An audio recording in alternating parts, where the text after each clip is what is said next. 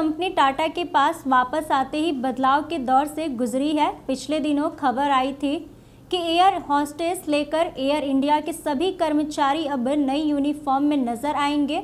अभी तक air India में महिला क्रू मेंबर्स साड़ी पहनी नजर आती है, लेकिन अब उनके लिए नई यूनिफॉर्म डिजाइन किया जा रहा है। खास बात यह है कि इसके एयर इंडिया ने मशहूर फैशन डिजाइनर मनीष मल्होत्रा के साथ साझेदारी की घोषणा की है। दरअसल इस साल के नवंबर तक एयर इंडिया स्टाफ को नई यूनिफॉर्म मिल जाएगी। अब फ्लाइट अटेंडेंट्स साड़ी में नजर नहीं आएंगी, बल्कि उनके लिए एक नया लुक तैयार किया गया है। मनीष मल्होत्रा एयर इंडिया के 10,000 से अधिक कर्मचारियों के लिए नई यूनिफॉर्म डिजाइन करेंगे।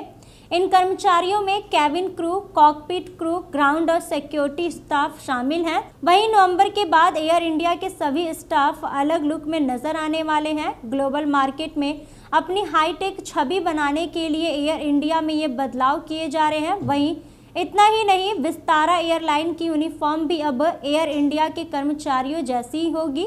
एक रिपोर्ट के मुताबिक पिछले 6 दशकों के बाद एयर इंडिया की यूनिफॉर्म में बदलाव किया गया है। एयर इंडिया के सीईओ और एमडी कैंपबेल विल्सन ने मनीष मल्होत्रा से करार पर कहा, दुनिया में एयर इंडिया को आगे बढ़ाने के लिए कंपनी मनीष मल्होत्रा के साथ समझौता करके बेहद खुश है। हम अपने ब्रांड, हमारी विरासत और हमारी संस्कृति के तत्वों को एयरलाइन पर्यावरण की अनूठी आवश्यकताओं के साथ संयोजित करने के लिए मनीष और उनकी टीम के साथ मिलकर काम कर रहे हैं, जिससे हमें उम्मीद है कि हमें एक नया और बेहतरीन लुक मिलेगा जो बदलाव का समर्थन और प्रतिनिधित्व करेगा। गौरतलब है कि पिछले महीने टाटा ग्रुप के अधिग्रहण के बाद रीब्रांडिंग के तहत एयर इंडिया का नया लोगो को जारी किया गया। अब एयर इंडिया के विमानों पर नए अंदाज में इसके नाम नजर आएंगे। नया लोगो एयरलाइन के प्रतिष्ठित मस्कट महाराजा शुभंकर का आधुनिक रूप है। एयरलाइन ने एक बयान में कहा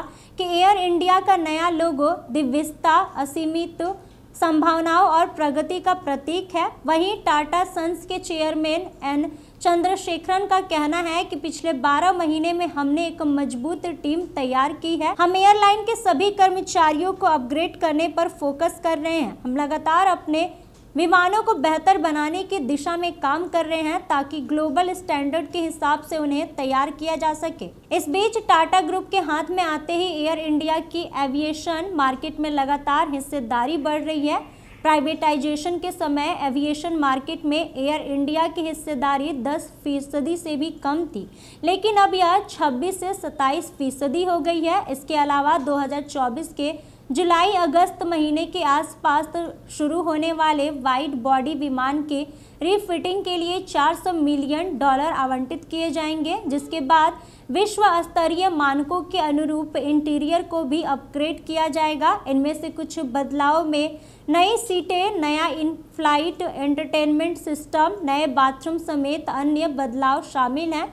इन सबके बीच एयर इंडिया के बेड़े में विमान की संख्या लगातार बढ़ रही है। इस साल जून में एयर इंडिया ने एयरबस और बोइंग से 470 विमान खरीदने के लिए खरीद MOU पर साइन किए थे। इस सौदे को एविएशन इतिहास में अब तक का सबसे बड़ा विमान ऑर्डर माना जा रहा है। एक बार फिर से बता दूं कि एयर इंडिया कंपनी टाटा के पास वापस आते ही बदलाव के दौर से गुजरी है। पिछले दिनों खबर आई थी कि एयर होस्टेस से लेकर एयर इंडिया के सभी कर्मचारी अब नई यूनिफॉर्म में नजर आएंगे।